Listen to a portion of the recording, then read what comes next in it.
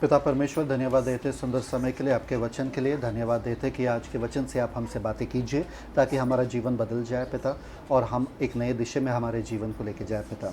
धन्यवाद आपके पवित्र आत्मा के लिए ताकि हमें सारे वचन सिखाए और उसके अनुसार हमें जीने की शक्ति भी दे। धन्यवाद पिता परमेश्वर, यीशु मसीह के मीठे नाम में मांगते सुन स्वीकार करूँगा, आमीन। लूका का अध्याय, उसका 11वां अध्याय, लूक का सुसमाचार उसका 11वां अध्याय, लूक चैप्टर 11 वर्स 1 पहले वचन से पढ़ेंगे। अभी अगर मैं बहुत सारे स्क्रिप्चर्स बोलूं या बहुत सारे वचन बोलूं, उसको खोलने की ज़रूरत नहीं है। इसी अध्याय पे रहना, सिस्टर सिर्फ पढ़ेगी वो वचन को, ठीक है। पर गौर से आप लोगों को सुनना पड़ेगा कि क्या बोल रहा हूं मैं, ठीक है। लूका का 11वां अध्याय, उसका पहला वचन, इसी अध्याय पे सब लोग रहना, पढ़ो। लूका 11 उसका पहला वचन। फिर वह किसी जगह प्रार्थना कर रहा था, और जब वह प्रार्थना कर चुका तो उसके चेले में से एक ने उससे कहा, हे प्रभु, जैसे यूहन्ना ने अपने चेलों को प्रार्थना करना सिखलाया, वैसे ही हमें भी तू सिखा दे। परफेक्ट। यहाँ पर क्या लिखा है कि यीशु मसीह एक जगह पर प्रार्थना कर रहे थे, ओके, प्रार्थना कर रहे थे, और उनके चेलों ने उनको देखा प्रार्थना करते वक्त। तो चेलों ने जब उनको प्रार्थना करते वक्त देखा तो एक चेले ने उसको कहा, या यीशु मसीह को कहा, उनसे कहा कि हमें भी सिखाना प्रार्थना करते कैसे करें। उन्होंने कभी यीशु मसीह को पूछे नहीं कि चंगाई करना सिखा, उन्होंने कभी यीशु मसीह को पूछा नहीं कि प्रीचिंग करना सिखा, मतलब प्रचार करना सिखा। पर एक ही चीज़ शिष्य ने यीशु मसीह से कहा कि प्रार्थना करना हमें सिखा। क्यों? क्योंकि उनको मालूम था कि यीशु मसीह का पूरा सामर्थ, पूरा जो शांति है, आनंद है, पूरा जो सब कुछ है, वो उनके प्रार्थना के जीवन के वजह से है, उनके पिता के साथ रिश्ता उसके वजह से है। पर हम एक चीज़ यहाँ पर नज़रअंदाज करते हैं कि एक और बंदा था जो जाना जाता था अपने प्रार्थना के जीवन के लिए। एक और बंदा था, पढ़ो वो वचन ध्यान से पढ़ो, 1। फिर वह किसी जगह प्रार्थना कर रहा था, और जब वह प्रार्थना कर चुका तो उसके चेलों में से एक ने उससे कहा, हे प्रभु, जैसे यूहन्ना ने अपने चेलों को प्रार्थना करना सिखलाया, वैसे ही हमें भी तू। यूहन्ना भी प्रार्थना करने वाला बंदा था, क्योंकि उनके चेलों ने भी उनको कहा कि हमें सिखा प्रार्थना करना। समझ में है? अगर दो ऐसे व्यक्ति हैं नए करार में जिनको प्रार्थना करने की आवश्यकता नहीं है, वो है यूहन्ना और यीशु मसीह। क्योंकि यूहन्ना तो मां के पेट से ही पवित्र आत्मा से भरा हुआ था। वो एक रीजन, कारण की वजह से आया ताकि यीशु मसीह को वो इंट्रोड्यूस करे, या क्या बोलते उसको, परिचय करे। तो उसको प्रार्थना करने की क्या जरूरत है? उसको तो अपने जीवन का उद्देश्य मालूम है, वो तो पवित्र आत्मा से भरा है, और वो तो सबसे महान नबी था। फिर भी वो प्रार्थना कर रहा था, और उसके प्रार्थना के जीवन से प्रभावित होकर लोग पूछने लगे, अरे आप प्रार्थना कैसे करते हो, हमें बताओ ना। यीशु मसीह मनुष्य, परमेश्वर के पुत्र थे। कौन थे? परमेश्वर के पुत्र थे। उनको प्रार्थना करने की क्या जरूरत था? पर उन्होंने भी लगातार प्रार्थना का जीवन का क्या बोलते हैं उसको, प्रेजेंट प्रार्थना का जीवन जिए वो, जिसकी वजह से उनके शिष्य को मालूम था अगर हमें यीशु मसीह से कुछ सीखना है तो है वो उसका प्रार्थना का जीवन। अगर यीशु मसीह आज आपके सामने आएंगे, आप क्या सीखना चाहोगे यीशु मसीह से? सवाल आपके लिए। यीशु मसीह चिन्ह चमत्कार करना सिखाओ ना, यीशु मसीह मुर्दों को जिलाना सिखाओ ना, ये सब पूछेंगे आप। यहाँ पर कोई है जो नहीं पूछेगा? पूछेंगे ही पूछेंगे। प्रार्थना के जीवन से आपका लेना देना होगा ही नहीं। कोई है ही नहीं यहाँ पे जो पूछ बोलेगा यीशु मसीह मुझे प्रार्थना करना सिखा। क्योंकि आप देख रहे हो यीशु मसीह चल रहे, अंधे देख रहे, लंगड़े चल रहे, बहरे सुन रहे, अरे वाह ये सब करना सिखाओ ना मुझे यीशु मसीह, बाकी सबका तो छोड़ दो। बड़े बड़े प्रीचर मिनिस्टर्स को देखते ना, वो लोग चंगाई कैसे करते हैं, हमारे दिमाग में यही आता है, अरे वो चंगाई कैसे करते हैं, ये नहीं पूछते वो प्रार्थना कैसे करते हैं। वो सब तो भारी फल है, अंदर क्या है? वचन और प्रार्थना। वचन और प्रार्थना का परिणाम वो फल है जो आप देखते हो बाहर। समझ में आ रहा है कि नहीं आ रहा है? तो शिष्य यीशु मसीह के साथ रह रह के उनको पता चला कि यीशु मसीह का असली जड़, यीशु मसीह का असली रहस्य, यीशु मसीह को मजबूत जो बनाता है वो उनका प्रार्थना का जीवन है। इसलिए बोले यीशु मसीह हमें सिखा क्या? प्रार्थना कैसे करना। क्योंकि अगर हमने सीखा प्रार्थना कैसे करना तो हम वो ही जीवन जिएंगे जो आप जी रहे हो। समझ में आ रहा है कि नहीं आ रहा है? क्योंकि उस समय में फरीसी लोग थे। फरीसी लोग मतलब एकदम उस जमाने के पंडित या उस जमाने के प्रीस्ट या याजक थे, ठीक है। तो उस जमाने के फरीसी लोग कैसे प्रार्थना करते थे? खड़े होके एकदम लंबा लंबा प्रार्थना, एकदम लोगों को दिखाने के लिए, दिखावे के लिए। और लोग भूल गए थे कि असली प्रार्थना होता क्या है। लोग भूल गए थे। लोगों को लगता था ये फरीसी लोग जो कर रहे थे लंबा लंबा, हमसे तो नहीं होगा, ये तो बहुत बड़े बड़े शब्द यूज कर रहे, हमसे तो नहीं होगा। जब आप कभी कोई यहाँ पर बैठे हैं क्या, जब पंडित वो श्लोक ये करते हैं, मंत्र वगैरह पढ़ते हैं, आपको लगा कि आप सीख सकते हो क्या? आपको लगा अरे बाप रे बाप, क्या बोल रहा है, क्या कुछ तो बोल रहा है पर क्या बोल रहा है ना? आपके भी दिमाग में वही आएगा ना कि कुछ तो बोल रहा है पर क्या बोल रहा है, सही बोल रहा है क्योंकि सुनाई दे रहा है। अच्छा, पर आप कभी सोचे कि आप भी बोल सकते हो? नहीं। वैसे उस जमाने के लोग अपने दिमाग में सोच भी नहीं सकते थे कि वैसा प्रार्थना करना। तो प्रार्थना का रिश्ता उनका खत्म हो गया था। प्रार्थना का मतलब, प्रार्थना का महत्व उनके जीवन से खत्म हो चुका था। उनको पता ही नहीं है कि परमेश्वर से बातें भी कर सकते कि नहीं कर सकते। उनको सिर्फ लगा था कि हमारा जीवन जो है इतना ही है, जहां जितना दिखता है वो वाला जीवन है ही नहीं। पर यीशु को जब देखे, यीशु को प्रार्थना करते वक्त देखे, तो उनको लगा कि अरे यीशु मसीह का जीवन तो अलग है। यीशु मसीह अलग प्रार्थना कर रहे, ढोंगी वाला प्रार्थना नहीं कर रहे, दिखाने के लिए प्रार्थना नहीं कर रहे। यीशु मसीह बहुत ही कम समय में बाहर से प्रार्थना किए, शब्दों से, वरना हमेशा अकेले में जाके प्रार्थना करते थे, कोई सुन नहीं सकता था। समझ में आया? तो उनको पता है यीशु मसीह का जो प्रार्थना का जीवन वो ढोंगी वाला जीवन नहीं है कि लोगों के सामने बस बड़बड़ाना और असल में कुछ नहीं है। देखिए, आपका बाहर वाला प्रार्थना अगर आपके अंदर वाले प्रार्थना से बड़ा है ना, आप ढोंगी हो। समझ में आ रहा है? लोगों के सामने वाला प्रार्थना अगर अंदर वाले प्रार्थना से ज्यादा है, बड़ा है, तो आप ढोंगी हो। क्या हो आप? ढोंगी हो। यीशु मसीह का अंदर वाला प्रार्थना इतना बड़ा था और बाहर इतना छोटा था। तो इसलिए शिष्य ने कहा यीशु मसीह हमें ये वाला प्रार्थना करना सिखा दो, क्योंकि हमको मालूम है आज तक किसी ने हमें नहीं सिखाया। देखिए यीशु मसीह क्या कहते हैं फिर, वर्स 2। वचन 2, उसने उनसे कहा, जब तुम प्रार्थना करो तो कहो, हे पिता। क्या? जब तुम प्रार्थना करते हो तो कहो। सब लोग बोलो, जब तुम प्रार्थना करते हो तो कहो। प्रार्थना कहना होता है। क्या होता है? कहना होता है। मैं प्रार्थना कैसे करूं, मुझे सिखाओ। मैं आपसे कह रहा हूं, जैसे आप कुछ कहते हो वैसे ही आपको प्रार्थना करना है। समझ में आया? आपको अगर किसी से कुछ मांगना है, एक गिलास पानी दो, ये तो कहना हो गया। ऐसे ही आपको प्रार्थना करना है, हे पिता धन्यवाद। बातें ही करना है। समझ में आ रहा है कि नहीं आ रहा है? समझ में आ रहा है कि नहीं आ रहा है? तो यहाँ पर कह रहे हैं यीशु मसीह कि जब तुम प्रार्थना करते हो कहो। साधारण कहने में ही प्रार्थना का सामर्थ्य है। समझ में आ रहा है कि नहीं आ रहा? आपके शब्दों से, जहां पर भी हो, जैसे भी शब्द आपके हैं, अगर आप एस्तर के प्रार्थना सुनते हो, अन्नू के प्रार्थना सुनते हो, आप चौंक जाओगे। आप बोलोगे ये दोनों बच्चे इतने छोटे होके ऐसे प्रार्थना कर रहे, वाव। उनको सच में विश्वास है अपने पिता पे आपसे ज्यादा। सुनो तो उनका प्रार्थना कभी, आप चौंक जाओगे।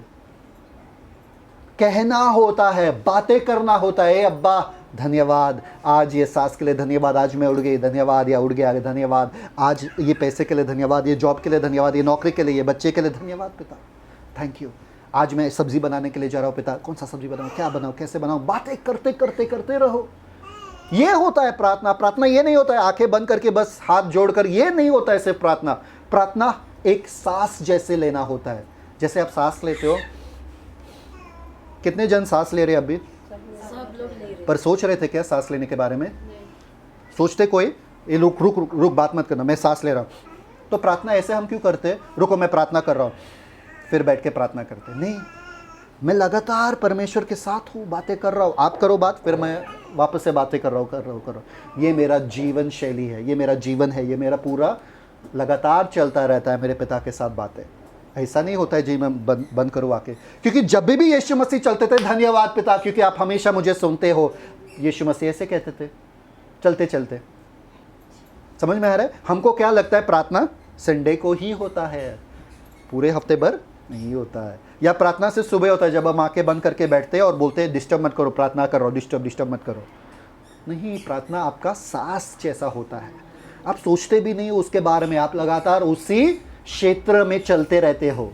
समझ में आ रहा है कि नहीं आ रहा है? फिर यीशु मसीह क्या कहता है, ऐसे प्रार्थना कहो या कहो या आगे, हे पिता एक्चुअली गलत है, क्या होना चाहिए वहां पे, हमारे पिता, our father, not you father, है ना, हमारे पिता।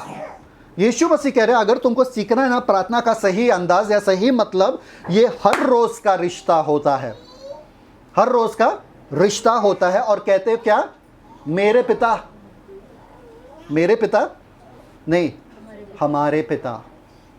यहां पे सबसे दो बड़ा कमांडमेंट्स, क्या बोलते हैं उसको, आज्ञा बाइबल का, एक अपने प्रभु से प्यार करो, दूसरा अपने भाई बहन से प्यार करो। हमारे पिता मतलब वो केवल मेरे पिता नहीं है, वो सबका, हमारे सबका पिता है। तो मतलब हम एक परिवार के हैं, हमको एक दूसरे से प्यार करना है क्योंकि हमको जोड़ कर रखने वाला वो पिता है। समझ में आ रहा है कि नहीं आ रहा है? हमारा पिता, हम उनसे प्यार नहीं कर सकते, हम उनको पिता नहीं कह सकते जब हम एक दूसरे से नफरत करते हैं। ये ढोंगीपन है, ये ढोंगीपन है। आप पापा नहीं कह सकते हो उनको जब आप एक दूसरे से नफरत करते हो, नफरत करते हो।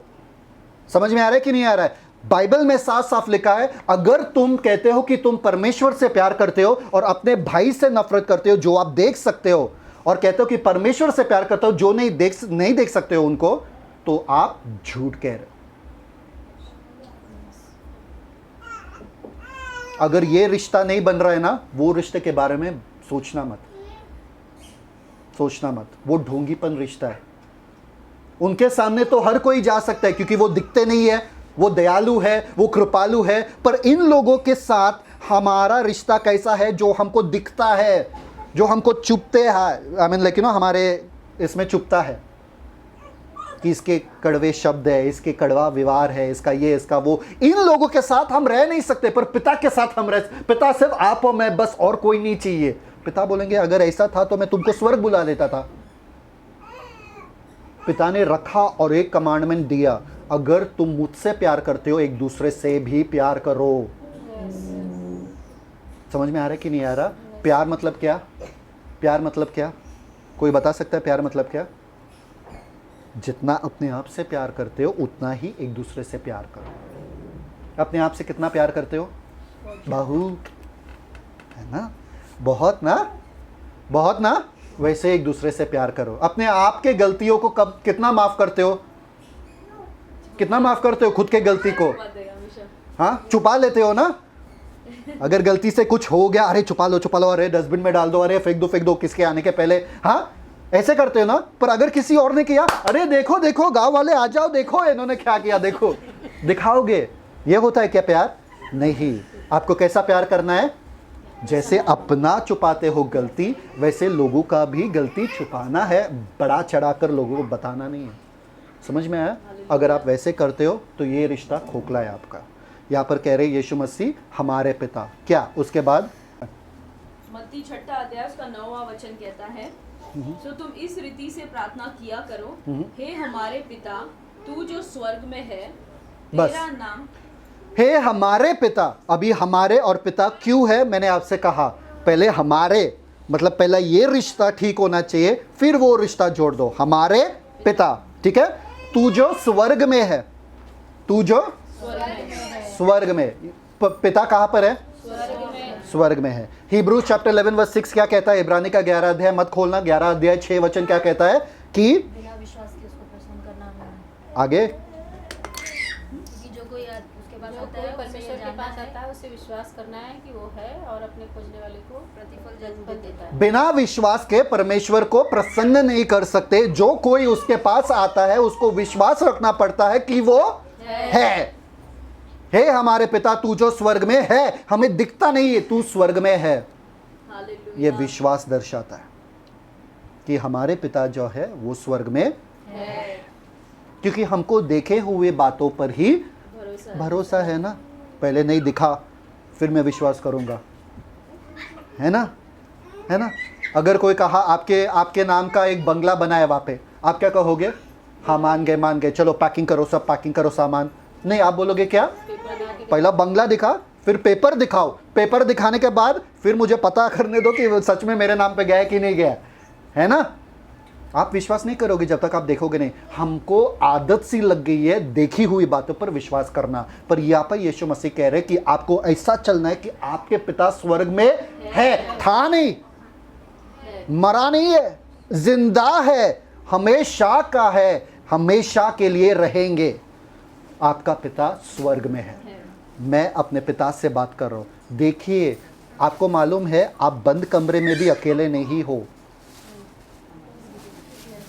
आपको कैसा लगेगा? बंद कमरे में सीसीटीवी कैमरा रहेगा तो आप ढंग से रहोगे ना, है ना, आप गाली नहीं दोगे। अगर आपका पूरा लाइफ रिकॉर्डेड है तो हाँ, अगर वीडियो शूटिंग ये कैमरा लेके आपके लाइफ में आ जाए, आपके जीवन में आ जाए, आपके घर में आ जाए, तो पति से भी इज्जत से बात करेंगे। सुनिए जी, लीजिए जी, उठिए जी, है ना। क्यों? कैमरा चल रहा है ना। उनको गाली नहीं दोगे बिल्कुल भी। क्यों? सब लोग देख रहे हैं, अरे लाइव टीवी पे चल रहा है। समझ में आ रहा है? पर आप कब पाप करते हो मालूम है क्या? जब आपको लगता है कोई देख नहीं रहा है। जब कोई नहीं देख रहा है नहीं, जब आपको लगता है कोई देख नहीं रहा है। मालूम है ना, ये बच्चे जब भी कुछ गिराते ना पहले इधर उधर देखते, किसने देखा, किसने देखा, है ना, ताकि किसी ने नहीं देखा तो झट से हम लोग खत्म कर सकते हैं। पाप तभी होता है जब आप होश खो जाते हो। आपका होश क्या बोलते हैं, होश में नहीं रहते हो कि आपको कोई देख रहा है। वो है आपका पिता जो स्वर्ग में है। आप कभी भी अकेले नहीं हो। आप अकेले नहीं हो। बंद कमरे में भी आपका स्वर्गीय पिता वहां पर मौजूद है। इसलिए दूसरा वचन क्या कहता है उसके बाद? हे स्वर्गीय पिता, हमारे स्वर्गीय पिता, तू जो स्वर्ग में है, तेरा नाम पवित्र माना जाए। बाइबल में वचन में लिखा है, कहां पर लिखा है? 2 टिमोथी 2:19 रीड। दूसरा मत खोलो, सब मत खोलो, सिर्फ जो पढ़ने वाले वो खोलो। 2 टिमोथी 2:19। Thank you father. दूसरा तिमोथी उसका दूसरा अध्याय 19 वचन। तो भी परमेश्वर की पड़ी नेव बनी रहती है और उस पर यह छाप लगी है कि प्रभु अपनों को पहचानता है और जो प्रभु का नाम लेता है वह अधर्म से बचा रहे। 2 Timothy 2:19। Let everyone name the name of Christ depart from iniquity. और जो कोई प्रभु का नाम लेता है वो अधर्म से बचा रहे। जो कोई प्रभु का नाम लेता है वो अधर्म से बचा रहे, मतलब अपने आप को शुद्ध रखे। ये जानो कि आप प्रभु के हो। प्रभु अपने लोगों को पहचानता है। जब आपको मालूम है कि मेरा स्वर्गीय पिता मुझे देख रहे हैं, यीशु मसीह कह रहे हैं हर रोज ऐसा प्रार्थना करना चाहिए कि मेरे स्वर्गीय पिता मेरे साथ साथ संग संग है, मैं ये पाप कैसे कर सकता हूं। तब आप पवित्र जीवन जियोगे। बाइबल में लिखा है तुम पवित्र बनो क्योंकि मैं पवित्र हूं। समझ में आ रहा है कि नहीं यार? Read Sam's 29:2। भजन संहिता उसका 29 उसका दूसरा वचन। यहोवा के नाम की महिमा करो, पवित्रता से शोभायमान होकर यहोवा को दंडवत करो। पवित्रता से शोभायमान होकर। आपका सुंदरता पवित्रता में है। आपका सुंदरता पवित्रता है। समझ में आ रहा है कि नहीं आ रहा है? जितना आप अपने आप को पवित्र रखो या जीवन जियो, उतना ही सुंदर, उतना ही आपके द्वारा परमेश्वर का रोशनी फैलेगा लोगों के ऊपर। समझ में आ रहा है कि नहीं आ रहा? एक कांच का ग्लास ना जितना खाली, जितना साफ है ना, उतना ही सुंदर वो पानी दिखेगा जो अंदर है ना। अगर कांच का ग्लास ही गंदा है तो पानी कैसा दिखेगा? आपके अंदर बहुत कुछ रहेगा पर नहीं दिखेगा क्योंकि आपका जीवन ही पवित्र नहीं है। समझ में आ रहा है कि नहीं आ रहा है? तो पवित्र जीवन हम कैसे जी सकते हैं? जब हमको ये होश रहेगा कि हर समय मेरा स्वर्गीय पिता मेरे साथ है, मैं पाप नहीं कर सकता हूं। ठीक है, आगे नेक्स्ट। तेरा राज्य आए। तेरा राज्य आए, परमेश्वर का राज्य आए, यही हमारा प्रायोरिटी रहना चाहिए, या हमारा सबसे ऊपर क्या बोलते हैं, प्राथमिकता रहना चाहिए। परमेश्वर का राज्य मतलब क्या?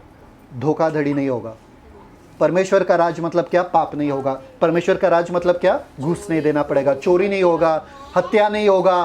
किसी को चाहिए क्या ऐसा दुनिया? चाहिए ऐसा दुनिया? नहीं चाहिए? नहीं चाहिए कि चाहिए? अच्छा, चोरी वगैरह अच्छा लगता है लोगों को? हत्या अच्छा लगता है? चाहिए कि नहीं चाहिए? चाहिए ना? तो परमेश्वर का राज्य आए, ये हमारा हर दिन का हमारा प्राथमिकता रहना चाहिए। हर दिन का हमारा यही एक फोकस रहना चाहिए। फोकस, एक ध्यान रहना चाहिए। क्या? कि परमेश्वर का राज्य आए यहाँ पर। कैसे आएगा परमेश्वर का राज्य? कैसे आएगा? पहले आपके जीवन में तो आना चाहिए। आपके जीवन में ही नहीं दिखेगा तो परमेश्वर का राज्य बाहर कैसे दिखेगा? परमेश्वर का राज्य आप में है। क्या परमेश्वर राजा है आपके जीवन का? राजा के हुक्म के बिना कुछ होता है आपके जीवन में? अगर होता है तो परमेश्वर आपका राजा नहीं है, आप अभी तक आपके जीवन का राजा हो। और जब तक आप आपके जीवन का राजा हो, गड़बड़ होना ही होना है। आप गिरते क्यों हो? आप फिसलते क्यों हो? आपसे गड़बड़ क्यों होती है? क्योंकि परमेश्वर आपके जीवन के राजा नहीं है। क्योंकि अगर परमेश्वर आपके जीवन का राजा है तो गड़बड़ कभी हो नहीं सकती। आप फिसलोगे नहीं, क्योंकि वो अपने लोगों को संभालता है। वो अच्छा राजा है। समझ में आ रहा है? यही हमारा हर दिन का होश रहना चाहिए। हम इसी बात पे हर दिन अवेयरनेस मतलब हमें जागरूक रहना चाहिए इसी बातों पर। Next, what it says next? तेरी इच्छा जैसे स्वर्ग में पूरी होती है वैसे पृथ्वी पर भी हो। समझ में आया? लास्ट टाइम हमने सीखा था यीशु मसीह जब गत्समनी बाग में थे। किसी ने देखा लास्ट वाला वीडियो? देखे? नहीं देखे? क्यों देखेंगे? हमारा तो रिचार्ज खत्म हो जाएगा देखते देखते, है ना? किसी ने देखा गत्समनी बाग वाला लास्ट वाला वीडियो? उसमें यीशु मसीह कहते हैं कि हे पिता, मेरी इच्छा नहीं वरन आपकी इच्छा पूरी हो।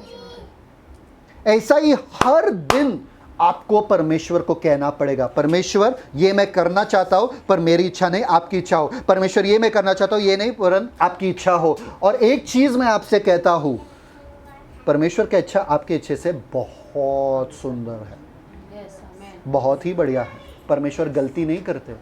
तो परमेश्वर की इच्छा पे चलोगे आशीषित रहोगे, परमेश्वर की इच्छा से नहीं चलोगे आगे। नेक्स्ट, हमारे दिन भर की रोटी आज हमें दे। परफेक्ट। Read Sam's 104:27। हमारी रोज की रोटी हमें दे, यहाँ पर लिखा है साम्स 104:7 सॉरी 27। भजन संहिता 104 का 27 वचन। इन सब को तेरा ही आसरा है कि तू उनका आहार समय पर दिया करे। इन सब को तेरा ही आसरा है कि तू उनका आहार समय पे दे। किन सबको? किन सबको? जानवरों को। जानवरों को कब पता चलता है? आपने देखा कुत्तों को जो रास्ते पे घूमते हैं एकदम तगड़े तगड़े रहते हैं, उनको खाना कौन दिलाता है? कभी पूछे कुत्तों को कि उनको खाना कहाँ से मिलता है? कभी चिड़ियों को पूछे खाना कहाँ से मिलता है उनको? खाना कौन पकाता है उनके लिए? कोई पकाता है? धनिया वगैरह, दाल चावल वगैरह बनाता है चिड़िया। कहाँ से मिलता है उनको? उनको पता है क्या जब वो लोग बच्चे को जन्म देते, क्या उनको पता है कल ये बच्चे को खाना मिलेगा कि नहीं मिलेगा? उनको पता रहता है क्या? फिर भी चल रहे हैं ना अच्छे से। कौवे लोगों को पता चलता है क्या उनको खाना कहाँ से? नहीं। कौन देता है उनको? परमेश्वर। और उनका आहार तुम ही हो, मतलब उनके आंखें हमेशा तुम ही पर लगा रहता है। अगर जानवर को भी पता है कि मेरा आहार परमेश्वर से आता है, आप क्यों घबराते हो इन छोटे छोटे चीजों के लिए?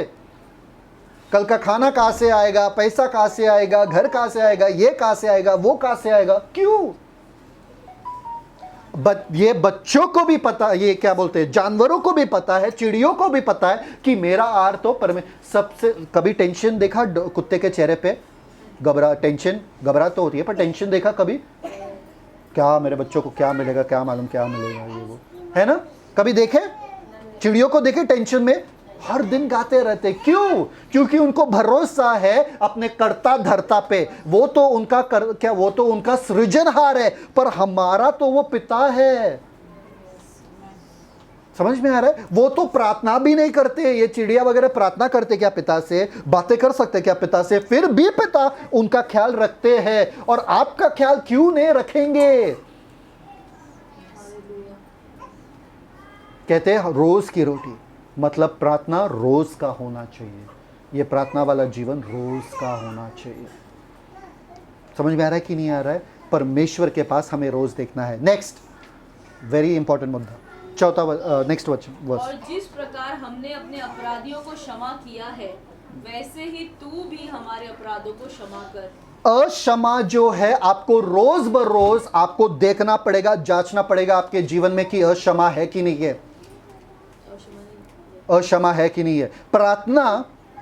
प्रार्थना एक ये होता है कि मेरे जीवन में प्रभु किसी के लिए कड़वाहट है क्या, किसी के लिए ये है, आपको रोज ब रोज चेक करना है। यीशु मसीह कह रहे रोज ब रोज ये प्रार्थना करो कि जैसे मैंने सबको क्षमा किया वैसे ही पिता तू मुझे क्षमा कर। क्योंकि अक्षमा जो है बहुत बड़ा मुद्दा है परमेश्वर के लिए। इसलिए यीशु मसीह ने कहा रोज अपने जीवन में जांचो कि आप में कोई अक्षमा नहीं है। उसने मुझे ऐसा कहा, उसने मुझे ऐसा किया, उसने ये किया, उसने वो किया, छोड़ो, मैं कभी जाऊंगा नहीं, मैं कभी बात नहीं करूंगा, मैं कभी ये नहीं करूंगा, मैं कभी वो नहीं करूंगा। परमेश्वर कहते हैं वो सबसे बड़ा कारण होता है कि आपके प्रार्थना का उत्तर आपको नहीं मिलता है। परमेश्वर को क्षमा से बिल्कुल नफरत है, क्योंकि परमेश्वर कहते हैं मैंने तुम्हें क्षमा किया, तुम क्षमा नहीं कर सकते हो। छोटे से चीज उन लोगों ने किया तुम्हारे साथ और तुम क्षमा नहीं कर सकते हो। तुम्हारे वजह से मेरा बेटा जो है वो क्रूस के ऊपर मर गया, तुम्हारे गुनाहों के वजह से, और तुम इन छोटे चीजों के लिए अपने भाई बहन को क्षमा नहीं कर सकते हो। और वो भी आप लोगों को सबसे ज्यादा नफरत आता आपके भाई बहन, माँ बाप, रिश्तेदारों से। तुरंत बात करना बंद, दूरी बनाते हो। ऐसे आपको डर लगना चाहिए, आपको कांपना चाहिए कि आपके दिल में अक्षमा होनी नहीं चाहिए। इसलिए परमेश्वर कहते हैं कि यीशु मसीह कहते हैं रोज अपने जीवन जांचो और देखो कि आपके जीवन में अक्षमा है कि नहीं। कैसा पता चला अक्षमा है कि नहीं है? कैसे पता चलेगा? आपके ब्लॉक लिस्ट देखो, मोबाइल के ब्लॉक लिस्ट देखो, किस किस का नाम है, सबके लिए अक्षमा है, हाँ या ना? किसका चेहरा देखते ही आपका चेहरा उतर जाता है, उसके लिए अक्षमा है। क्षमा ना आगे वाले को आजाद नहीं करता है, आपको आजादी देता है। समझ में आ रहा है? गलती से भी किसी से नफरत मत करना, क्योंकि जब हम नफरत के लायक थे तभी परमेश्वर ने हमसे प्यार किया। तो ये लोग तो हमारे खिलाफ उठते ना, कहते बाइबल में कि अपने दुश्मनों के लिए प्रार्थना करो, उनको आशीष दो।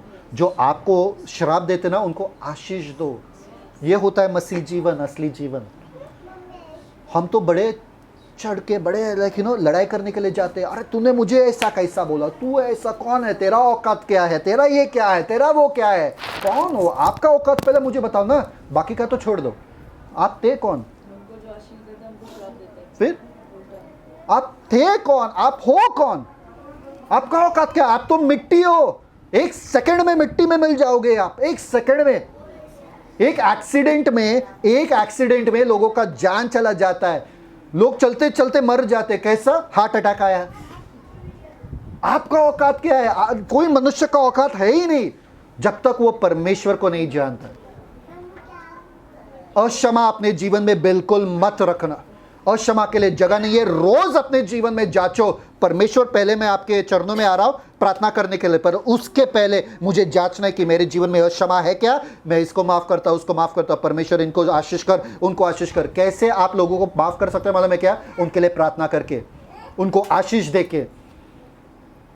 और आपके प्रार्थना से पता चलेगा कि आपने सच में उनको क्षमा किया कि नहीं किया। हाँ प्रभु उनको आशीष दे, हाँ बस दिए नहीं। हर एक उनके समस्या के लिए प्रार्थना करना, हर एक उनके लिए प्रार्थना करा। ऐसे कड़कड़ाहट मतलब आहट, क्या बोलते, आए भर भर के प्रार्थना करना, उनके लिए प्रेम से प्रार्थना करना, प्यार से प्रार्थना करना कि जैसे वो आपका खुद का औलाद है। दर्द के साथ प्रार्थना करना, जिसके लिए भी आपको अक्षमा है उनके लिए। ऐसे यीशु मसीह कहते हैं ये होता है असली प्रार्थना। अपना मुंह उठा के मत आना मेरे, अगर आपके दिल में अक्षमा है तो मत आना। पहले जाके उस भाई से जो आप देख सकते हो उससे क्षमा मांगना, फिर मेरे पास आना। अगर उतना भी नहीं कर सकते हो ना, यहाँ पर मत आना, छोड़ दो, ये तो खोखला है। फिर नेक्स्ट आफ्टर दैट, और हमें परीक्षा में न ला, परंतु बुराई से बचा। पहला कोरिन्थियों 10:13 में क्या लिखा है? रीड हिंदी हिंदी। पहला कोरिन्थियों 10:13 Hindi fast. No I have English. You should not by heart. 1 Corinthians 10:13।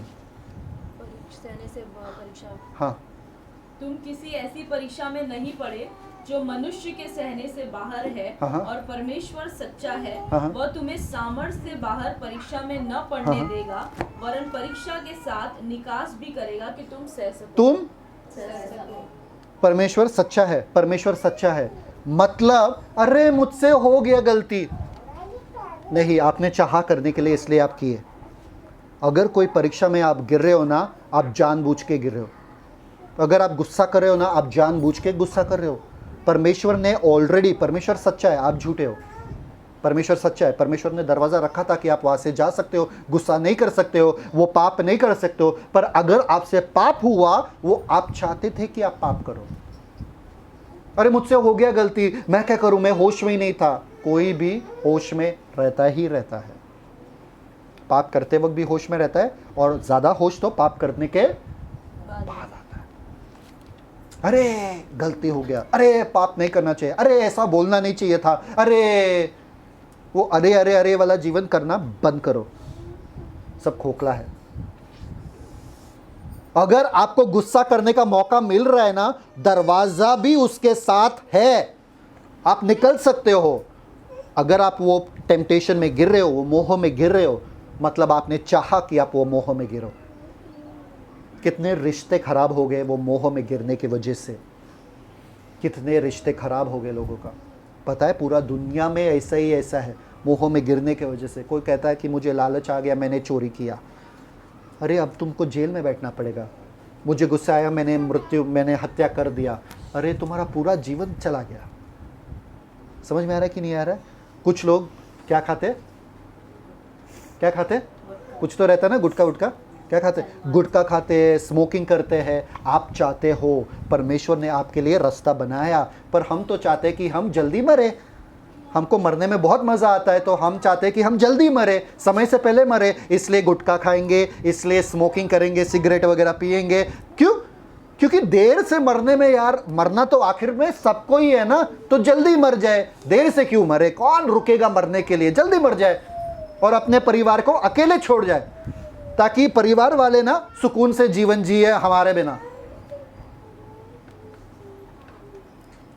ऐसे लोगों को ना होश आना चाहिए कि मेरे इस गुटखे के वजह से, मेरे इस सिगरेट के वजह से मेरे जीवन, मेरे परिवार वालों का क्या होगा कल को मैं मर गया तो।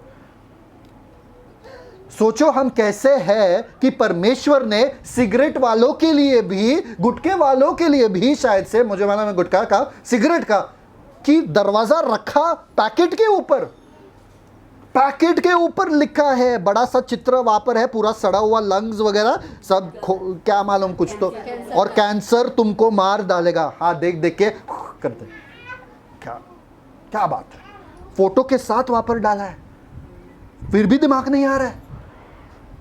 कितने जन मरे स्मोक के वजह से, सिगरेट के वजह से, गुटखा के वजह से, पूरा कैंसर से सड़ गया पूरा मुंह। नहीं पता है आपको तो जाओ ना वो हॉस्पिटल में, कैंसर हॉस्पिटल में जाओ, परेल में, देख लो, मिल लो उन लोगों से। पूरा उनका पूरा जबड़ा वगैरह सब निकालना पड़ा, वहां से पूरा जबड़ा निकालना पड़ा कैंसर के वजह से। देखो उनका हश्र जाके देखो, फिर आपको पता चलेगा कि मोह क्या होता है। परमेश्वर ने आपको एक, क्या बोलते हैं, निर्णय दिया है। आपको निकलना है ना, आज के आज निकल सकते। अरे बहुत कोशिश किया ब्रदर, निकल नहीं सकते। अगर निकल नहीं सकते ना, एक बार एक आदमी जो है ना बहुत सिगरेट पी रहा था, बहुत ज़्यादा उसको ये लत था, बहुत सारा था। तो डॉक्टर ने बोला उसको, तुम्हारे पास सिर्फ 6 दिन है जीने के लिए, इतना तुम्हारा सब खराब हो गया। 6 दिन है, कितना? 6 दिन है जीने के लिए। बोला डॉक्टर क्या बात कर रहे हो, सिर्फ 6 दिन है? मैंने कुछ नहीं किया ज़िंदगी में, मैंने अभी तक अपने परिवार के साथ समय नहीं बिताया, मुझे तो बहुत पैसा कमाना है, सिर्फ 6 दिन है। 6 दिन में एक बार भी सिगरेट को छुआ नहीं। 6 दिन में एक बार भी सिगरेट को छुआ नहीं। बोला बिल्कुल नहीं, मुझे नहीं चाहिए सिगरेट। और अपने परिवार के साथ बैठ रहा था, समय बिता रहा था, परिवार खाना खा रहा था, अच्छे से खाना खा रहा था वगैरह। बस ये आखिरी बार मैं देखने वाला, 6 दिन में मरने वाला। 6 दिन आया, मरा नहीं। बोला क्या हो गया डॉक्टर, क्या हुआ, 6 दिन में मरा नहीं? बोला नहीं, आपके बीवी ने बोला था आपको बोलने के लिए ऐसा, ताकि आप सिगरेट छोड़ दें। फिर से उसने कभी सिगरेट को हाथ नहीं लगाया। आपको छोड़ना है ना, आप छोड़ सकते हो। अगर छोड़ना नहीं आता है, अगर आप छोड़ नहीं सकते हो, तो ये आपका निर्णय है कि आप छोड़ना नहीं चाहते। हर कोई लत आप छोड़ सकते हो। Amen. Next, read the next part. क्योंकि राज्य और पराक्रम और महिमा सदा तेरी ही है। Perfect. आमीन। यहाँ पर क्या लिखा है? क्योंकि राज्य, पराक्रम और महिमा तेरी ही है। सामर्थ भी परमेश्वर का ही है। रोज बरोज हमें ये होश रहना चाहिए कि मैं जिस सामर्थ से जी रहा हूं वो परमेश्वर का सामर्थ है, जिस सामर्थ से कमा रहा हूं वो परमेश्वर का सामर्थ है। रोज आपको ये होश रहना चाहिए, रोज राज्य का होश रहना चाहिए कि मेरे जीवन पे प्रभुता सिर्फ परमेश्वर का है। और रोज आपको ये होश रहना चाहिए कि आप उठो, बैठो, खाओ, पियो, आप परमेश्वर के महिमा के लिए सब कुछ करो। ये आपका रोज का होश रहना चाहिए। Then read the next verse. Luke, go back to Luke. लूका उसका 11 अध्याय उसका 5वां वचन। और उसने उनसे कहा, तुम में से कौन है कि उसका एक मित्र हो और वह आधी रात को उसके पास आकर उससे कहे कि हे मित्र, मुझे 3 रोटियां दे, पढ़ो आगे। क्योंकि एक यात्री मित्र मेरे पास आया है और उसके आगे रखने के लिए मेरे पास कुछ नहीं है। और वह भीतर से उत्तर दे कि मुझे दुख न दे, अब तो द्वार बंद है और मेरे बालक मेरे पास बिछौने पर हैं, इसलिए मैं उठकर तुझे दे नहीं सकता। ये स्टोरी बड़ा सिंपल है। यीशु मसीह कह रहे हैं कि प्रार्थना कैसा होना चाहिए या प्रार्थना कैसे करना चाहिए, कैसा होना चाहिए, कैसा करना चाहिए। मैं एक कहानी बताता हूँ आपको। एक मित्र था जो उसके घर पे कोई मेहमान आया, एक बंदा था। तो यीशु मसीह कह रहे अगर तुम्हारे साथ ऐसा होता कि एक बंदा रात के समय में उसके घर पे आया, रात के समय में मतलब अगर आपके घर में रात के समय में आप कोई बंदा आता है तो आप क्या करोगे? मैं तुम्हें नहीं जानता हूँ, जाओ वापस गांव चले जाओ, मेरे घर में मत आओ। करोगे ऐसा? नहीं ना, दरवाज़ा खोलोगे ना। गांव से कोई आया, आप बोलोगे क्या जाओ? रात के समय में कोई आता है क्या सुबह आओ जाओ? नहीं ना। तो ये बंदा हैरान हो गया, अरे मेरे घर में कौन हो गया? मित्र आया, कोई बाहर गांव से आया। उस समय में अगर आप किसी क्या बोलते पिलग्रिम, किसी यात्री को अपने घर पे पनाह नहीं देते हो तो वो पूरे सोसाइटी में आपका नाम का बदनामी होता था। क्यों? यात्री को क्या बोलते हैं उसको? पनाह देना या यात्री का खातिरदारी करना, क्या बोलते हैं उसको? मेहमान नवाजी करना बहुत बड़ी चीज़ होती थी। गांव में होती है ना मेहमान नवाजी, और जाने के बाद, मेहमान का जाने के बाद नवाजी बहुत होती है ना। तो गांव में भी मेहमान नवाजी होती है। जब लोग आते हैं आपके घर में, आप क्या करते हो? अरे पानी चाहिए, अरे बिस्किट चाहिए, अरे लाओ, अरे छोटे जाके लाओ, थम्स अप लाओ, पेप्सी लाओ, है ना? ऐसे करते हो ना। तो मेहमान नवाजी बहुत बड़ी चीज़ थी तभी। तो ये बंदा फंस गया, ये उसके घर में मेहमान आ गया, अभी ये इसके घर में खाने के लिए कुछ है नहीं, पीने के लिए कुछ है नहीं, तो करे तो क्या करे? अगर सुबह को पूरे गांव को पता चला कि इसके घर में मेहमान आया और इसने कुछ भी नहीं दिया, इसका नाम बदनाम होगा, ये सोसाइटी में रहने लायक रहेगा नहीं। अब करे तो क्या करे? इसके पास दूसरा ऑप्शन था नहीं, तो गया किसके पास? दोस्त के पास। थोड़ा दही चावल दो ना, है ना, शक्कर दो ना। किसके पास जाओगे? पड़ोसी के पास। और किसी के पास नहीं जाओगे, पड़ोसी को भी परेशान करोगे। पड़ोसी की बोलो दे दो जो भी आपके पास। तो ये गया आधी रात में पड़ोसी के घर पे और खटखटाने लगा। अभी पड़ोसी ने अंदर से जवाब दिया, क्या हुआ, कौन है ना? पड़ोसी सोया था बेचारा, खटखटा रहा। और उस जमाने में क्या था? वुडन दरवाजा, क्या बोलते? लकड़ी का दरवाजा था। तो वो खटखटा रहा है जोर से और बोल रहा है, अरे मैं हूं तुम्हारे पड़ोसी। अभी उस जमाने में चोर हमेशा रात के समय में आते थे, है ना, चोर वगैरह। तो बहुत डेंजर था कि दरवाजा अगर रात को खोले तो कोई भी चोर आ सकता है अंदर, है ना। तो इसलिए वो डर रहा था। तो वो बोला कौन है? तो वो बोला कि मैं तुम्हारा दोस्त हूं। तो बोला क्या चाहिए तुमको? मुझे 3 रोटी चाहिए। कितना? 3 रोटी चाहिए। बोला मैं नहीं दे सकता हूं, मैं अभी फिलहाल सोया हूं, हाँ, और मेरे बच्चे भी मेरे साथ सोए, मैं नहीं दे सकता हूँ। क्यों बोला वो वैसे?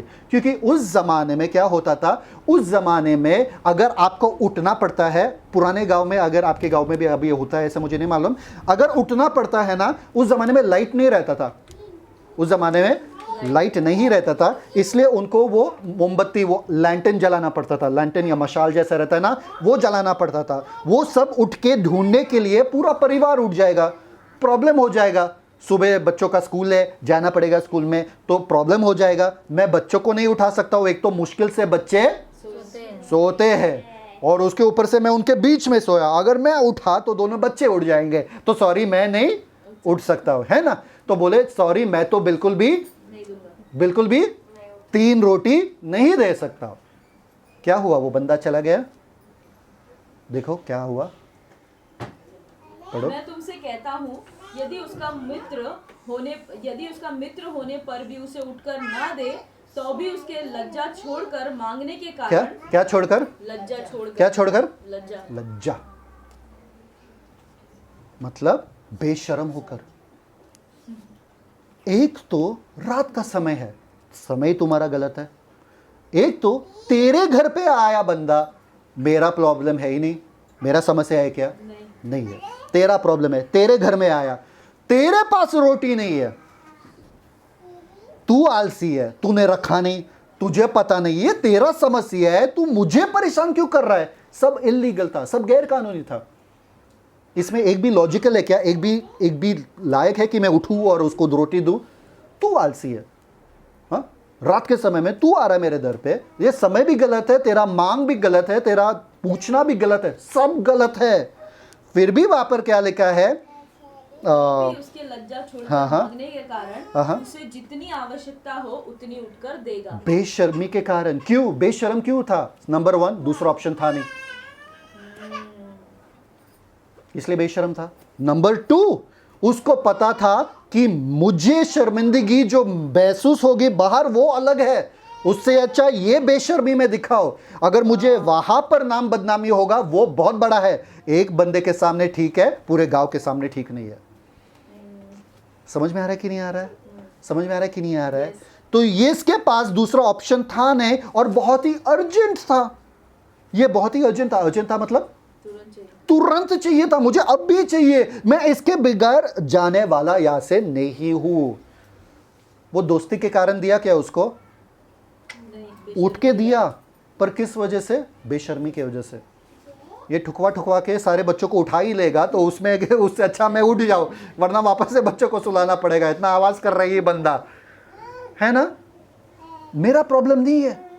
फिर भी यहां पर यीशु मसीह कहते हैं कि उनके बेशर्मी के वजह से यह बंदा उठ के उसको जितना चाहे उतना रोटी देगा। 3 देगा क्या? बोलेगा तू तेल भी लेके जा, तू अंडे भी लेके जा, तू सब लेके जा, तू जो चाहिए अभी लेके जा, तू वापस मत आना यहाँ पे, जो चाहिए लेके जा अभी, तू वापस मत दिखाना अपना मुंह यहाँ पे, वरना मैं वापस सोने वाला हूँ। समझ में आ रहा है कि नहीं आ रहा है? अगर आगे जाओ, नेक्स्ट। मैं तुमसे कहता हूँ कि मांगो तो तुम्हें दिया जाएगा, क्या? मांगो तो तुम्हें दिया जाएगा, ढूंढो तो तुम पाओगे, खटखटाओ तो तुम्हारे लिए खोला जाएगा। तो असल में क्या लिखा है यहाँ पे? मांगते रहो, ढूंढते रहो, खटखटाते रहो। और हम कहते हैं जब हम परमेश्वर से मांगते हैं ना, तो सही मांगना चाहिए, सही चीज़ों के लिए मांगना चाहिए। गलत चीज़ों के लिए मांगोगे तो परमेश्वर देगा नहीं। कितने जन कहते? यीशु ने जो स्टोरी कहा उसमें सही क्या था? टाइमिंग गलत था, मांग गलत था, सब कुछ गलत था, फिर भी वो दोस्त ने उसको दिया। रब्बाई लोग उस ज़माने में जब सिखाते थे ना, वो लोग छोटे से बड़े तक सिखाते थे। मतलब अगर छोटे से छोटे में ये हो सकता है तो बड़ा कैसा? मतलब अगर ये बंदा सिर्फ उसके बेशर्मी की वजह से उसको उठकर दिया, तुम्हारे अब्बा पिता जो है वो तो पड़ोसी था, तुम्हारा अब्बा पिता जो है तुम्हारे मांगने पर क्यों नहीं देगा? तुम्हारे ढूंढने पर क्यों नहीं दिखाएगा? और तुम्हारे खटखटाने पर क्यों दरवाजा नहीं खोलेंगे? समझ में आ रहा है कि नहीं आ रहा है? पर यहां पर हमको लगता है कि हमें मांगना ही पड़ता है। परमेश्वर दो ना, दो ना, दो ना, परमेश्वर दो ना, परमेश्वर दो ना चाहिए, दो दो दो, जैसे कि बच्चे मांगते हैं। बच्चे इरिटेट करते हैं जब तक मिलता है। खिलौना चाहिए चाहिए चाहिए चाहिए चाहिए चाहिए चाहिए चाहिए चाहिए चाहिए, है ना, बच्चे तब तक इरिटेट करते हैं ना, है ना, जब तक आप उनको दोगे नहीं। हमको ऐसा लगता है यहाँ पर वही लिखा है, मांगते रहो जब तक आपको नहीं मिलेगा, ढूंढते रहो जब तक आप नहीं पाओगे। नहीं, यीशु मसीह ने दूसरे वर्स में क्या लिखा है, उसके बाद वाला वर्स में क्या लिखा है, नेक्स्ट वर्स में, क्योंकि जो कोई मांगता है वो उसे मिलता है, फिर और जो ढूंढता है हाँ, हाँ, वह पाता हाँ, है, हाँ, और जो खटखटाता है उसके लिए खोला जाएगा। सिंपल। यीशु मसीह यहाँ पर स्टेटमेंट दे रहे। स्टेटमेंट का मतलब क्या है, एक वाक्य कह रहे, अगर तुम मांगोगे मिलेगा। मिलेगा। वहां पर लिखा, अगर तुम मांगोगे, रोएगे, उपास करोगे, फिर गिड़गिड़ाओगे, फिर भीख मांगोगे, फिर मिलेगा। ऐसा कहा है क्या? अगर तुम मांगोगे तो मिलेगा, अगर तुम ढूंढोगे तो पाओगे, अगर तुम खटखटाओ तो खोला जाएगा। सरल भाषा में इसका मतलब क्या है, मांगना, ढूंढना, खटखटाना आपका रोज का जिंदगी होना चाहिए। समझ में आया? दुनिया से मत मांगना, परमेश्वर से मांग। दुनिया के लिए मत ढूंढो कि दुनिया में क्या मिलेगा, परमेश्वर से ढूंढते रहो जो कुछ आपको चाहिए। और खटखटाना है तो परमेश्वर का ही दरवाजा खटखटाना, अपने पड़ोसी का नहीं। आमेन। वहां पर see that next, if your earthly father, तुम में से ऐसा कौन पिता होगा कि जब उसका पुत्र रोटी मांगे तो उसे पत्थर दे, या मछली मांगे तो मछली के बदले उसे सांप दे, या अंडा मांगे तो उसे बिच्छू दे। क्या पर लिखा है? यहाँ पर लिखा है कि तुम अगर शारीरिक मतलब नैसर्गिक हो और तुम अपने बच्चों को, बच्चे मांगेंगे क्या? रोटी, और कोई उसको पत्थर देगा क्या? नहीं। बच्चे ने मांगा, मम्मी आज खाने में क्या है, रोटी दो ना। रोटी, हाँ ले, पत्थर ले, खा। कभी किसी ने किया, ट्राई किया? आज घर जाके ट्राई करो। अच्छा रोटी मांगा, एक और रोटी दो मम्मी। पति के साथ पहले ट्राई करो, पति ने रोटी मांगा तो पत्थर दो, पता चलेगा क्या मिल जाएगा वापस से। वही पत्थर वापस मिल जाएगा फिर। पत्थर दे रहे हो मुझे, है ना? तो ये मत बोलना ब्रदर ने बोला, वरना इधर आके सारे पति मुझे आके ओके। तो अगर आपके स्वर्गीय पिता, अगर आपके धरती वाला पिता इतना आपका ख्याल रखता है, स्वर्गीय पिता के बारे में सोचो, स्वर्गीय पिता के बारे में सोचो। यहाँ पर लिखा है, थैंक यू फादर। तो हम सोचते हैं अगर हम बड़े बड़े चीज मांगेंगे तो ही परमेश्वर सुनेगा। परमेश्वर क्या चाहता है कि तुम पहले मैच्योर्ड बनो। मैच्योर्ड का मतलब क्या है?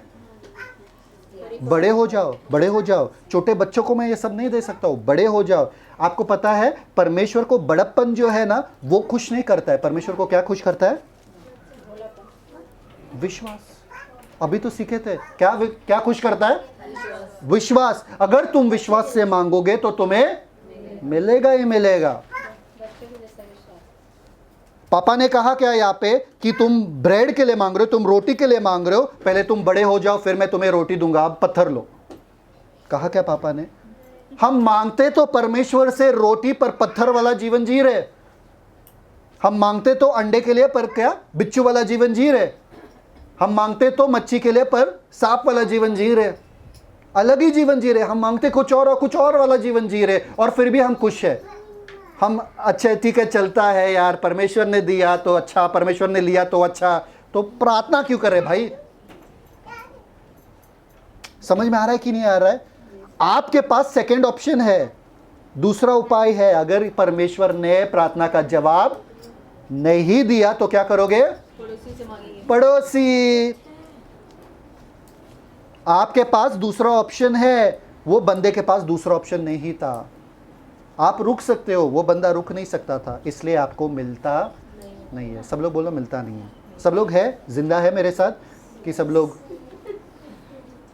घूम रहे? समझ में आ रहा है कि नहीं आ रहा? आपको क्यों नहीं मिलता? एक, क्योंकि आपको वो जरूरत है नहीं, आप उसके बगैर भी जी सकते हो। और दूसरा, आपके पास बहुत सारे लोग हैं वो देने के लिए। पिछले बार किसी ने परमेश्वर से पैसे मांगे और परमेश्वर ने दिया नहीं, तो फिर पड़ोसी से जाके पैसा मांगे। ऐसे कितने लोग हैं? हाथ मत उठाना, सब।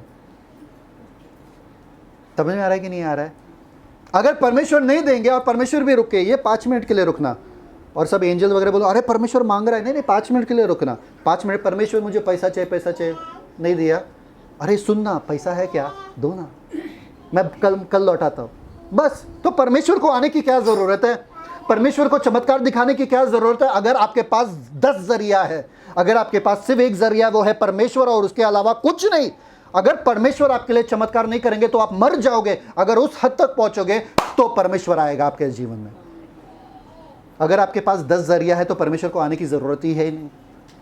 समझ में आ रहा है कि नहीं आ रहा है? आप पत्थर के लिए आप ब्रेड के लिए, रोटी के लिए मांग रहे हो, पत्थर वाला जीवन जी रहे हो और आप खुश हो, इसलिए आपको मिलता नहीं। खुश मत होना, बोलो परमेश्वर रोटी मांगा मैंने, मुझे रोटी ही चाहिए। और जब तक रोटी नहीं मिलता है मैं सुकून से नहीं रहने वाला, मुझे रोटी ही चाहिए। यहाँ पर पापा ने कहा क्या क्या रोटी मांग रहे? दाल चावल मांगो, रोटी आजकल महंगा हो गया। कुछ बोला पापा ने? नहीं, बोले तुम तुरंत उसको दोगे जो वो मांगेगा। हाँ या ना? पढ़ो वहाँ पे रोटी ब्रेड वो वर्स पढ़ो। तुम में से ऐसा कौन पिता होगा कि जब उसका पुत्र रोटी मांगे तो उसे पत्थर दे, या मछली मांगे तो मछली के बदले उसे सांप दे, या अंडा मांगे तो उसे बिच्छू दे? सो जब तुम बुरे होकर अपने लड़के बालों को अच्छी वस्तुएं देना जानते हो, तो स्वर्गीय पिता अपने मांगने वालों को पवित्र आत्मा। स्वर्गीय पिता और क्यों नहीं देगा आपको? अगर आप मांगोगे तो स्वर्गीय पिता से प्रार्थना तो करो, मांगो तो सही। आप मांगते ही नहीं। आपको लगता है जब मैं बड़ा हो जाऊंगा, जब मैं ये हो जाऊंगा। एक चीज़ मैं कहता हूँ आपसे, आपको पता है वो कहानी के बारे में? 2 बेटे थे। एक बेटा ने अपने पापा से कहा कि आपका पूरा जायदाद मुझे चाहिए जितना मेरा हिस्सा है, और वो जायदाद लेके वो गया और पूरा जायदाद उड़ा के वापस भिखारी हो गया। भिखारी होने के बाद उसको याद आया, अरे मेरे पापा के घर में तो अच्छे अच्छे लोगों को भी खाना मिल जाता है, नौकर को भी खाना मिल जाता है, मैं जाके नौकर तो बन जाऊँ। जा ही रहा था वापस, उसके पापा ने दूर से ही देखा, जाके गले लगाया और उस पे कपड़ा डाला और बोला तू आज से मेरा बेटा फिर से है, तू दास नहीं रहेगा, तू मेरा बेटा ही रहेगा। और गया और वो घर में एंजॉय कर रहा था। जब वो पार्टी कर रहा था घर में, तो दूसरा बड़ा बेटा ने कहा, अरे पापा ऐसा कैसा हो सकता है? इतने सालों से मैंने तुम्हारे साथ बगावत भी नहीं किया, तुम्हारे पैसे उड़ाया नहीं मैंने, ये बंदा उड़ा के आया और तुम उसके लिए पार्टी कर रहे हो। और मैं इतना तुम्हारे लिए काम कर रहा हूं, इतना तुम्हारे राज्य के लिए काम कर रहा हूं, और तुम मेरे लिए एक बार भी बर्थडे पार्टी भी नहीं मनाया आज तक। पापा ने क्या कहा कि जो मेरा जायदाद है वो सब कुछ तो तेरा है, कभी भी एंजॉय करना, तुझे किसने रोका था? पर ये जो तेरा भाई था वो मर गया था, पर आज फिर से जिंदा लौट आया। समझ में आ रहा है कि नहीं आ रहा आप लोगों को?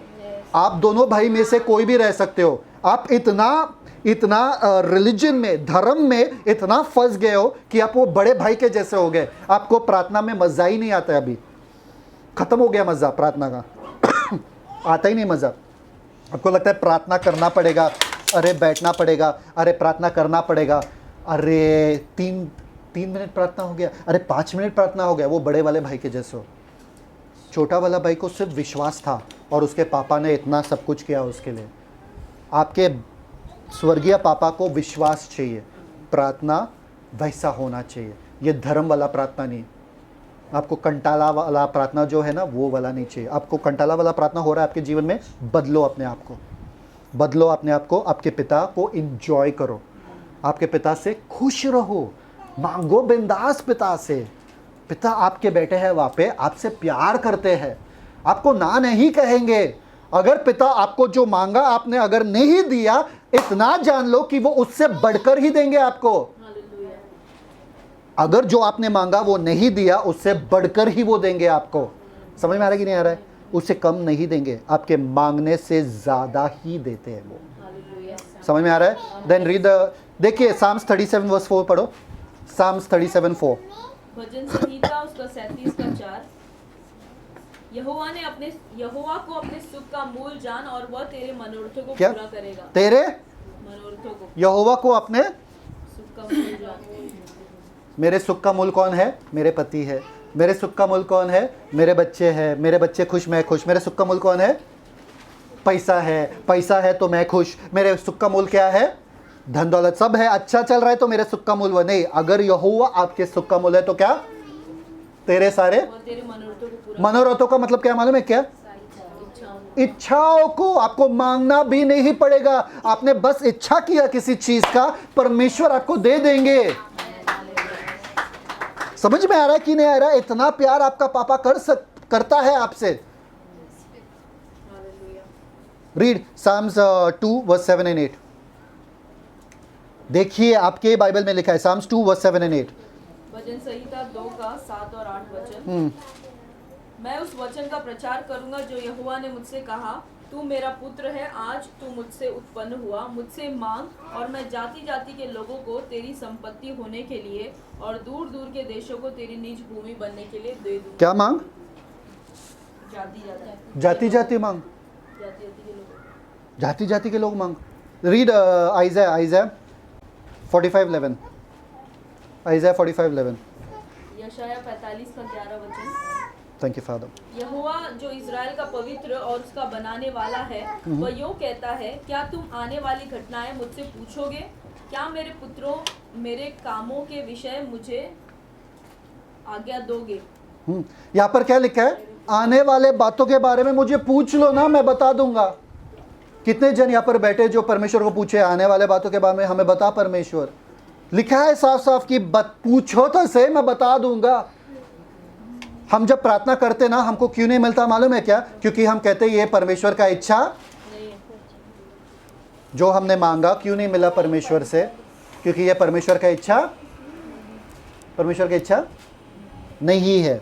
दूसरे बात, क्योंकि ये मुझे हानि पहुंचा सकता है, तो हम ये कहते हैं जब छोटा बच्चा हमसे चाकू मांगता है तो हम उसको चाकू देंगे क्या?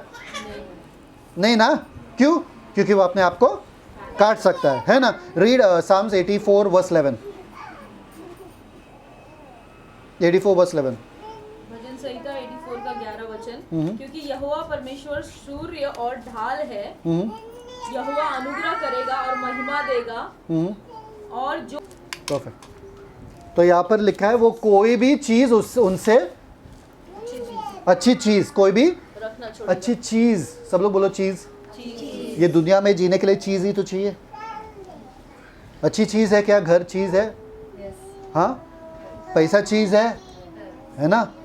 तबीयत चीज होती है ना, तबीयत भी चीज होती है, सब चीज है ना। अच्छी चीज जो भी आपको लगता है इस दुनिया में जीने के लिए परमेश्वर को पसंद है कि आपके पास हो। समझ में आ रहा है कि नहीं आ रहा है? परमेश्वर का राज्य है, एक राजा का शान उसके प्रजा से होती है। अगर उसके प्रजा गरीब है, क्वाइट। अगर उसका प्रजा गरीब है तो राजा गरीब है। अगर प्रजा बीमार है तो राजा के शान के खिलाफ है। समझ में आ रहा है कि नहीं आ रहा है? आपको गरीब रखकर परमेश्वर को महिमा नहीं मिलता है, आपको बीमार रखकर परमेश्वर को महिमा नहीं मिलता है। इन सब से दूर हटो, अपने परमेश्वर को जानो, हक से मांगो और परमेश्वर से प्रार्थना करो, आपका जीवन बदल जाएगा। ये हर रोज का जीवन आपका होना चाहिए, हर रोज का कॉन्शियसनेस होना चाहिए कि मेरा अब्बा पिता जो है प्यारे पिता है, मुझसे प्यार करते हैं, मुझसे कुछ अच्छी चीज रखेगा नहीं, मुझे देगा, हर अच्छी वस्तु देगा मेरे जिंदगी से। आगे पढ़ो। Read 6:33, Matthew 6:33। Thank you father. मत्ती उसका 6 अध्याय उसका 33 वचन। इसलिए पहले तुम उसके राज्य और धर्म की खोज करो तो ये सब वस्तुएं भी तुम्हें मिल जाएंगी। परफेक्ट। यहाँ पर क्या लिखा है? इससे पहले तुम परमेश्वर के राज्य और मतलब परमेश्वर के तरीके को, कि वो कैसे अपने राज्य में कौन से तरीके से चीजें करते, वो तरीके से अगर तुम जियोगे तो तुमको ये सारी वस्तुएं, मतलब इसके लिए आपको प्रार्थना करना नहीं पड़ेगा, है ना? नहीं लिखा है यहाँ पे, आप मांग सकते हो इन चीजों के लिए।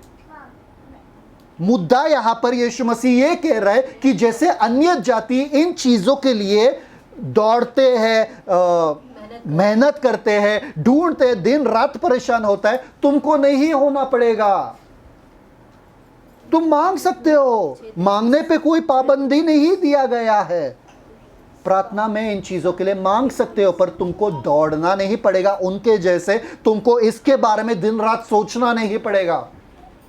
ऐसा नहीं लिखा मत मांगो, मांगो, मांगना है मांगो। समझ में आ रहा है कि नहीं आ रहा है? आपका परमेश्वर जो है आपसे प्यार करता है। Read the next one, verse 11 and 12। Luke का 11 and 12, 17, 11 and 12। लूका 11वां अध्याय ना, लूका उसका 11वां अध्याय उसका 17 वचन। 11 वचन, 11 सॉरी। लूका 11 का 11 वचन। तुम में से ऐसा कौन पिता होगा कि जब उसका पुत्र रोटी मांगे तो उसे पत्थर दे, या मछली मांगे तो मछली के बदले उसे सांप दे? क्या लिखा है यहाँ पे? खाने के लिए मांग रहे हैं ना। परमेश्वर यहाँ पर कह रहे खाने के बारे में। किसके बारे में कह रहे? तो खाने के बारे में पूछो ना। बड़े बड़े चीज नहीं मांग सकते हम, घर वगैरह, अगर सुखी परिवार वगैरह, ये सब बड़े बड़े चीजें नहीं मांग सकते। सिर्फ खाने के लिए बारे में लिखा है ना। Verse 13, read verse 13।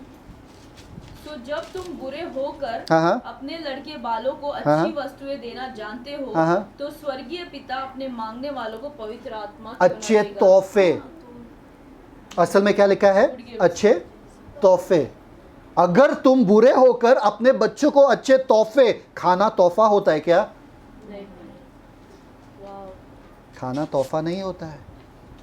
यीशु मसीह कह रहे हैं अगर बच्चा जो भी मांगता है तुम देते रहते हो, पर तुम तोहफे देते हो उनको, उनके मांगने के बगैर,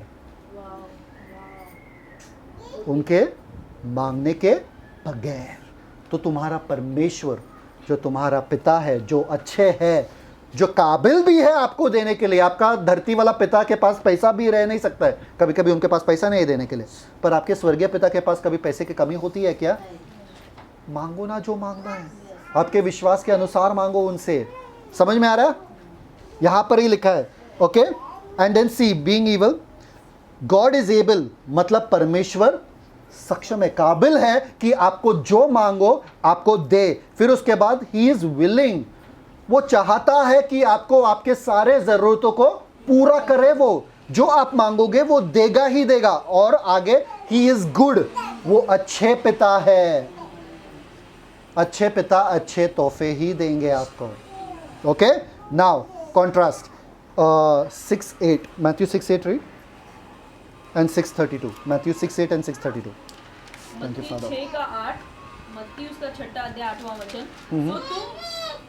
सो तुम उनकी नाई न बनो, क्योंकि तुम्हारा पिता तुम्हारे मांगने से पहले ही जानता है कि तुम्हारा क्या क्या आवश्यकता है। हाँ 32। क्योंकि अन्य जाति इन सब वस्तुओं के खोज में रहते हैं, हाँ। और तुम्हारा स्वर्गीय पिता जानता है कि तुम्हें ये सब वस्तुएं चाहिए। तुम्हारे स्वर्गीय पिता जानता है कि तुम्हें सब ये वस्तु चाहिए। मतलब वो जानता है, वो दे सकता है, और वो देगा क्यों नहीं? वो जानता है कि तुमको जरूरत है। अगर मुझे पता चला कि मेरे बच्चे को कुछ चाहिए और मैं दे सकता हूं, क्या मैं दूंगा नहीं? तो फिर मैं दुष्ट पिता हो जाऊंगा। मैं अच्छा पिता कब होगा? अगर मुझे पता चला कि मेरे बच्चे को कुछ चाहिए और मैं दूंगा उनको, तब मैं अच्छा पिता होता हूं। हाँ या हाँ? वैसे ही परमेश्वर को मालूम है कि आपको ये जरूरत है, तो मांगने में क्या प्रॉब्लम है? क्यों नहीं देंगे आपको? समझ में आ रहा है कि नहीं आ रहा है? एक बार एक मिशनरी में क्या हुआ, एक माँ थी जो गर्भवती थी, उनका एक बेटी ऑलरेडी हो चुका था और गर्भवती थी। तो बच्चे को जन्म देते देते वो मर गई, वो चल बसी। तो वो बच्चा पैदा हुआ और वो नर्स के हाथ में आ गया। वो मिशनरी थे, मतलब सब माँओं को और बच्चों को वो लोग वो स्थान में रखते जिनका कोई नहीं है, उनको खिलाते पिलाते वगैरह।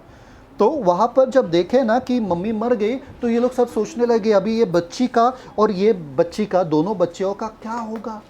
उनके माँ तो गुजर गई, अब क्या होगा इन लोगों का? तो वहाँ पर वो जो नर्स थी उन्होंने कहा बच्चों से, आओ सब हम प्रार्थना करें, आओ हम सब प्रार्थना करें। पर उनको ज़रूरत था वहाँ पर एक बॉटल का जिसमें हम गर्म पानी रख सकते हैं। क्यों? क्योंकि अभी बच्चा पैदा हुआ वगैरह, तो उनको बॉटल चाहिए था और आज का आज ही चाहिए था, अभी का अभी। और वो लोग गांव में है, गांव में तो बॉटल कोई देने वाला है नहीं, कोई दुकान भी नहीं है और उनके पास पैसा भी नहीं था। तो बोले आओ हम प्रार्थना करते। बच्चे, सारे बच्चे हाथ पकड़ के मिलके प्रार्थना करने लगे और उसमें से एक बच्ची ने ज़ोर से प्रार्थना किया, बोला परमेश्वर आप एक बड़ा वाला बॉटल देना गर्म पानी रखने के लिए, और एक बाबी डॉल भी भेजना उसके साथ, ताकि ये बड़ी वाली जो बेटी है वो नाराज़ ना हो या उसको उदासी ना लगे, ताकि वो खिलौने के साथ खेल सके, कि अपने माँ के खोने के गम में वो ना रहे। तो एक बड़ा वाला बॉटल भेजना और बाबी डॉल भेजना। पता चला उसी दोपहर को एक बड़ा सा पार्सल आया, और पार्सल में जब वो लोग खोले तो वहाँ पर बड़ा सा बॉटल, गर्म पानी डालने का बड़ा सा बॉटल था वहाँ पे। और बच्ची बोली बाबी डॉल भी रहेगा उसमें, क्योंकि मैंने परमेश्वर से बाबी डॉल भी मांगा था। ढूंढो ढूंढो ढूंढो, और सब न्यूज़पेपर वगैरह रखे थे वहाँ पे, तो न्यूज़पेपर में ढूंढते ढूंढते ढूंढते अंदर गए, पता चला बड़ा सा बाबी डॉल भी था वहाँ पे। और हैरानी की बात ये है, हैरानी की बात ये सच्ची कहानी है, हैरानी की बात ये है कि जिन लोगों ने ये पार्सल भेजा था उन्होंने 5 दिन पहले भेजा था, और बच्ची ने तो अभी के अभी प्रार्थना किया। समझ में आया? परमेश्वर जानता है कि आप मांगोगे तो क्या मांगोगे, पहले 5 दिन पहले से ही एग्जैक्ट वही का वही उन्होंने भेजा। समझ में आ रहा है कि नहीं आ रहा है? तो मांगो तो सही, परमेश्वर आपको देगा ही देगा। पर यहां पर लिखा है मांगने वालों को क्या देगा? क्या देगा? पवित्र आत्मा। अरे मैंने मांगा, पवित्र आत्मा के लिए तो नहीं मांगा। पवित्र आत्मा क्यों चाहिए? मुझे चीज चाहिए, पवित्र आत्मा क्यों चाहिए? मैंने पवित्र आत्मा के लिए तो नहीं मांगा। तो पवित्र आत्मा, एक चीज मैं बता रहा हूं आपको, ध्यान से सुनना, ओके? ये और कहीं नहीं मिलेगा, ध्यान से सुनना। परमेश्वर ने आपको सबसे बड़ा तोहफा दिया, परमेश्वर ने आपको सबसे बड़ा तोहफा दिया, वो है अपने बेटे का। बेटे के वजह से आप परिवार में आ गए हो, है ना? जॉन 1:12, बेटे के वजह से आप परिवार में आ गए हो। अभी आप परमेश्वर के बच्चे हो। पहला तोहफा बेटा, दूसरा तोहफा पवित्र आत्मा। दूसरा तोहफा पवित्र आत्मा। पवित्र आत्मा के वजह से आपके ऊपर छाप लग गई है कि आप स्वर्ग पहुंचोगे ही पहुंचोगे। समझ में आ रहा है? तो अगर पवित्र आत्मा का छाप आपके ऊपर है, मतलब आप कुछ भी मांगो, क्योंकि पवित्र आत्मा क्या है? परमेश्वर। परमेश्वर स्वयं आपके पास है, साथ है। पर आप सोचते रहोगे कि एक चीज यहां पर मुद्दा है कि ये तो गैर कानूनी है, ये तो गैर कानूनी है कि मुझे ये 2 तोहफे मिल जाए। क्यों? मैं पापी था, मरना तो मुझे था, फिर भी परमेश्वर ने मेरे मांगने के बगैर यीशु मसीह को मरने के लिए भेजा मेरे जगह पे। किसके जगह पे? मेरे जगह पे। तो मैंने मांगा भी नहीं और यीशु मसीह को मेरे जगह पे भेजा। मतलब परमेश्वर मुझसे इतना प्यार करते हैं। अभी ये भी गैर कानूनी है कि पवित्र आत्मा मुझ में जिए। क्यों? मैं तो गंदा हूं। पवित्र आत्मा पवित्र है, सिर्फ पवित्र जगह पे रह सकता है। मैं तो गंदा हूं, मुझ में कैसे पवित्र आत्मा रह सकता है? ये भी मैंने मांगा नहीं, ये भी परमेश्वर ने मेरे मांगने के बगैर दिया। अगर परमेश्वर ने अपने 2 सबसे अजीज तोहफे हमें दिए बिना मांगे, गैर कानूनी होकर, अभी तो हक से हम परिवार वाले बन गए, हक से हम बेटे बन गए, मांगेंगे तो क्यों नहीं मिलेगा? मांगो तो सही। पवित्र आत्मा, यीशु मसीह हमको जरूरत है हमारे इटर्नल लाइफ के लिए, हमारे अनंत काल के जीवन के लिए, और पवित्र आत्मा का जरूरत है हमें हमारा इंटरनल लाइफ के लिए, मतलब हमारे इस जीवन के लिए। आमेन की यस में नो मैन? तो अरे पर फिर भी हमको चीजें चाहिए यार।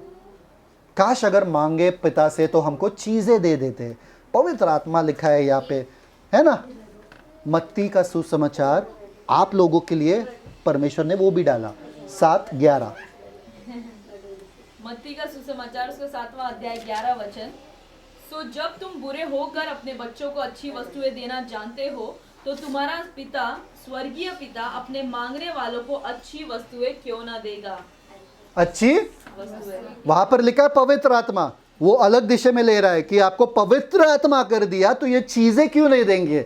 यहाँ पर लिखा है आप लोगों के लिए वस्तु, क्योंकि आपको वस्तु बैठना है ना दिमाग में, नहीं वस्तु चाहिए, वस्तु चाहिए, ले वस्तु भी है कि पवित्र परमेश्वर आपको वस्तु भी देंगे। समझ में आ रहा है कि नहीं आ रहा है? मांगो ना, जितना आपको मांगना है मांग कर तो देखो, परमेश्वर देते ही देते हैं। हर रोज का जीवन आपका प्रार्थना का जीवन होना चाहिए। अफ्रीका के जंगल में कुछ ब्रदर लोग वहाँ पर थे जो प्रार्थना बहुत करते थे, और उनका प्रार्थना का जीवन इतना सुंदर था, इतना सुंदर था। पर वो लोग एकांत में जाके भी प्रार्थना करते थे। तो जब भी वो लोग जंगल में प्रार्थना करने के लिए जाते थे ना, एक इस दिशा में जाता था, एक वो दिशा में जाता था, एक ये दिशा में जाता था, अलग अलग दिशा में। हाँ, और हर रोज जाते थे, हर टाइम जाना आना होता था। इसलिए आपको पता है ना, अगर खेती में जाओगे, खेती बाड़ी में अगर जाओगे, एक ही रास्ते से जाते रहोगे तो उधर का घास कैसा होता है? दब जाता है, या बहुत जल्दी वो घास भी चला जाता है वहां से, है ना, मर जाता है, चला जाता है, क्योंकि आप बार बार उसी रास्ते से जा रहे हो, है ना, खत्म हो जाता है वो घास। तो अगर ये भाई जो है ना जब भी जाते थे तो वो घास के ऊपर एक जाता था, उनके खुद के प्लेसेस रहता था, ऐसा जगह, ये इधर ही जाता है, ये उधर ही जाता है। अगर किसी भाई ने घास देखा उसी रास्ते पे किसी और भाई के, तो वो उनको बोलते थे, भाई घास बढ़ रहा है, घास बढ़ रहा है, मतलब तुम कम जा रहे हो प्रार्थना के लिए, जाओ प्रार्थना के लिए, तुम्हारे राह पर घास बढ़ रहा है। उनसे पता चलता था उनको कि उनका प्रार्थना का जीवन कम हो रहा है। आज आपसे एक ही चीज़ कह रहा हूँ, आप देखो आपके राह पर घास बढ़ रहा है कि कम हो रहा है, आप जा रहे हो प्रार्थना के लिए कि नहीं। जितना मांगना है मांगो, आपका परमेश्वर आपसे प्रेम करता है, ये आपके ऊपर है। पिता परमेश्वर, धन्यवाद देते सुंदर समय के लिए पिता। आज के बाद आपने सारे लोगों का जीवन, प्रार्थना जीवन अलग होने दो पिता, और उनको पहचान होने दो पिता कि आप एक अच्छे पिता हो, और आप चाहते हो कि आपके बच्चे आपसे मांगे, आप पे विश्वास रखें, और प्रार्थना का जीवन उनका रोज़ का रोज़ होना चाहिए। उस दोस्त के जैसे पिता परमेश्वर, हम जानते कि उस दोस्त का जो भी मांगना था वो गैर कानूनी था, वो अच्छा नहीं था, वो सही नहीं था, वो सही समय नहीं था। आप समय नहीं देखते हो, आप ये नहीं देखते हो कि हम क्या मांग रहे हैं, आप सिर्फ ये देख रहे हो कि हमारे पास वो विश्वास है कि हम सिर्फ आपसे ही मांग सकते और किसी से नहीं। इसलिए आज के बाद हमको जो कुछ चाहिए ज़िंदगी में, हम सिर्फ आपके सामने आएंगे, आपसे ही मांगे और किसी से नहीं मांगेंगे। इस दिन के बाद मनुष्य के सामने हम हाथ नहीं फैलाएंगे किसी भी चीज़ के लिए, और हम ये देखेंगे कि ये पूरा वचन हमारे जीवन में पूरा हो। धन्यवाद पिता परमेश्वर, आपको सारा आदर गौरव व जलाल मिले, यीशु मसीह के मीठे नाम में मांगते हैं, आमीन। Celebrate the Christ life. God bless you.